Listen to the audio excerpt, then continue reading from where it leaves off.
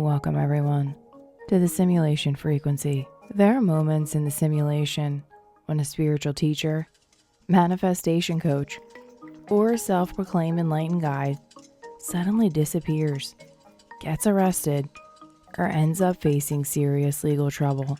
And when that happens, the internet usually splits into two camps. One side wants all the details, the other refuses to look at anything at all.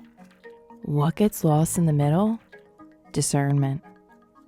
This video isn't about one person in particular. It's about a pattern that keeps repeating in spiritual and self-help spaces. A charismatic figure rises quickly, speaks with certainty, charges money for guidance, and positions themselves as someone who has figured it out. Then something collapses in their real-world life. Sometimes that collapse involves the legal system, and sometimes it involves jail. And suddenly, belief is tested. Here's the first discernment checkpoint. Spiritual authority is not the same as spiritual truth.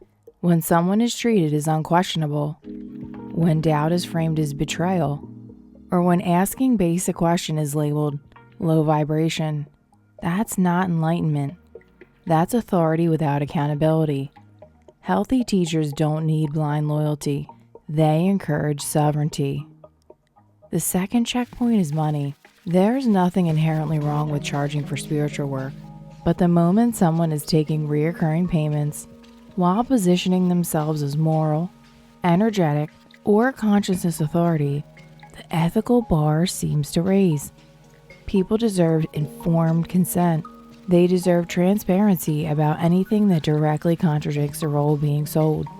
Not graphic details, not gossip, just honesty.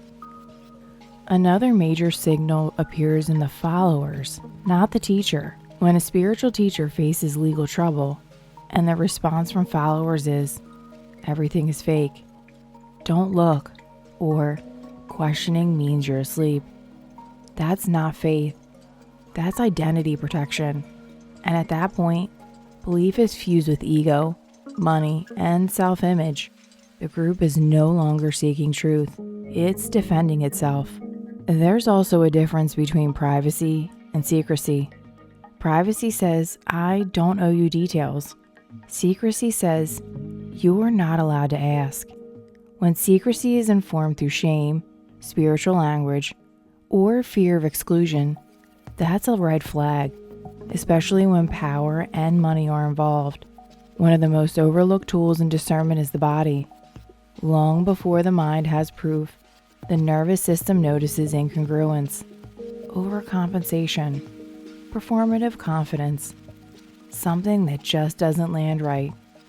Discernment doesn't require accusations. It only requires permission to pause. The simulation doesn't expose these situations to punish anyone. It exposes them to restore balance.